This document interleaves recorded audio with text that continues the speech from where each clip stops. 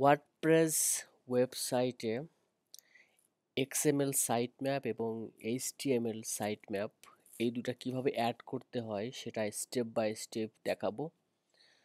আমরা জানি যে এইচটিএমএল সাইট ম্যাপ হলো ভিজিটরদের জন্য।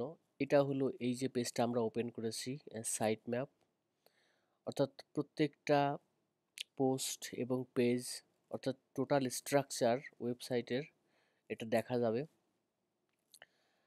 আমরা যদি কোনো একটা ওয়েবসাইটের এরকম আলাদা মেনু থাকে যে সাইট ম্যাপের জন্য, অর্থাৎ টোটাল ওয়েবসাইটের ভিজিটরদের জন্য অ্যাট এ গ্লান্স সব কিছু দেখা যায়, সেটা হলো HTML website site map.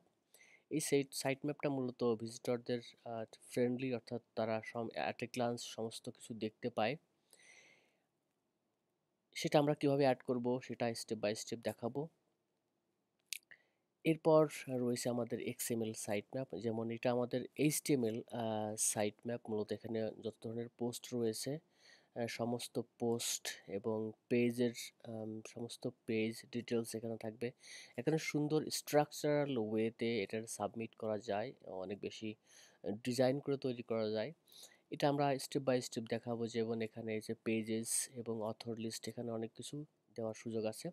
At a glance আমরা দেখতে পাই মূলত এইচটিএমএল সাইট ম্যাপ। প্রথমে আমরা যদি আমাদের ওয়ার্ডপ্রেস ওয়েবসাইটে যদি আমাদের র্যাঙ্ক ম্যাথ আমরা প্লাগ ইন ইউজ করি, সেক্ষেত্রে আমরা প্রথমেই সার্চ করবো এখানে যে র্যাঙ্ক ম্যাথ যদি না থাকে,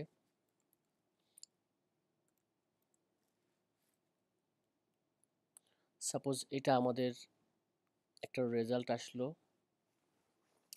rank math SEO plug in. এটাতে আমরা যেহেতু অলরেডি আমরা ইনস্টল করে রেখেছি, এই জন্য অ্যাক্টিভ দেখাচ্ছে এখানে। সেজন্য আমরা সরাসরি চলে যাই আমাদের সাইটের র্যাঙ্ক ম্যাথের যে ড্যাশবোর্ড, সেখানে যাই। সেখানে গিয়ে আমরা এইচটিএমএল সাইট ম্যাপ কীভাবে দেখাতে হয় সেটা দেখাবো। প্রথমে এইচটিএমএল সাইট ম্যাপ এখানে যে র্যাঙ্ক ম্যাথের ড্যাশবোর্ডে যাওয়ার পরে সাইট ম্যাপ সেটিং থেকে এইচটিএমএল সাইট ম্যাপ এখানে জাস্ট এই যে এনেবল এই টার্ন অন করে দিতে হবে, তাহলে সাইট ম্যাপটা টার্ন অন হয়ে যাবে, অ্যাক্টিভেট হয়ে যাবে। সেক্ষেত্রে আমরা শর্ট কোড ইউজ করতে পারি অথবা আলাদা পেজ ইউজ করতে পারি। শর্ট কোডের জন্য যেমন পেজের জন্য আলাদা পেজ এখানে ক্রিয়েট করতে পারি, অথবা কোনো একটা পেজকে আমরা অ্যাসাইন করতে পারি।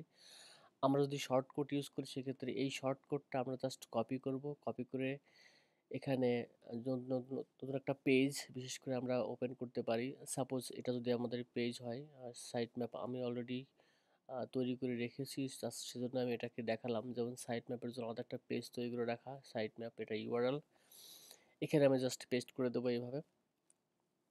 পেস্ট করার পরে এটা আপডেট করে দিতে হবে অথবা নতুন করে তৈরি করতে হবে। এই সাইট ম্যাপটা মূলত আমরা যখন এটা ভিউ করব, তখন ভিউ করলে জাস্ট অ্যাজ ইট ইজ আমাদের এই ওয়েবসাইটটার মতোই দেখাবে। সাপোজ আমরা এখানে এটা দেখি, সরাসরি আমরা লাইভলি এটা দেখতে পাচ্ছি আমাদের সাইট ম্যাপটা কেমন দেখতে হবে। সেটা আমরা এই পেজ থেকেই, যেমন আমাদের সাইট ম্যাপটা অ্যাজ ইট ইজ এটা দেখতে হবে। এখন এই ইউআরএলটা আমরা যে কোনো একটা ট্যাবে, সাপোজ আমাদের ওয়েবসাইটে যে কোনো একটা মেনু, সাপোজ এটা সাইড বারে আমরা অ্যাড করতে পারি, অথবা আমরা অ্যাড করতে পারি আমাদের ফুটার মেনুতে অ্যাড করতে পারি, অথবা আমরা মেনু ক্রিয়েট করে অ্যাড করতে পারি। আবার আমরা যে মেইন যে মেনু সেখানেও দিতে পারি। বিভিন্ন জায়গায় আমরা এটাকে অ্যাড করতে পারি। তো এই হলো আমাদের step by step total process, how to add site map in rank math plugin.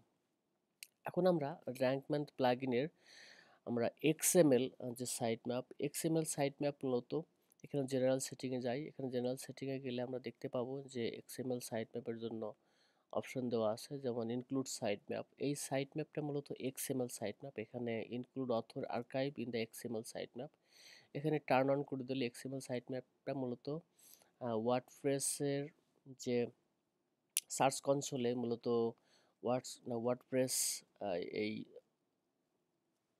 ওয়ার্ডপ্রেসের মাধ্যমে মূলত র্যাঙ্ক ম্যাথ এই কাজটা করে দেবে। সেক্ষেত্রে ইনস্ট্যান্টলি আমাদের আলাদাভাবে সাইট ম্যাপ সাবমিট করা লাগবে না। এখানে অপশন যেহেতু প্লাগ ইনের মাধ্যমে মূলত সাইট ম্যাপ সার্চ কনসোলে অ্যাড হয়ে যাবে, জাস্ট এখানে টার্ন অন করতে হবে। সেক্ষেত্রে এক্সএমএল সাইট ম্যাপ এখানে কিছু অপশন রয়েছে, যেমন এখানে post, all the post site map turn on, পেজগুলো আমরা যেগুলো টার্ন অন করতে চাই সেগুলো ক্যাটাগরি, ট্যাগ যেগুলো আমরা টার্ন অন করতে চাই সেগুলো টার্ন অন করে এখানে সেভ বাটনে আমরা চাপ দিব। সেভে সেভ করলে মূলত এটা সেভ হয়ে যাবে। তখন আমরা সাইট ম্যাপটা আপডেট হয়ে যাবে এবং গুগল সার্চ কনসোলে আমাদের এরা অ্যাড হয়ে যাবে অটোমেটিক, যেহেতু আমাদের ওয়ার্ডপ্রেসের সাথে এটা র্যাঙ্ক ম্যাথটা ইন্টারকানেক্টেড।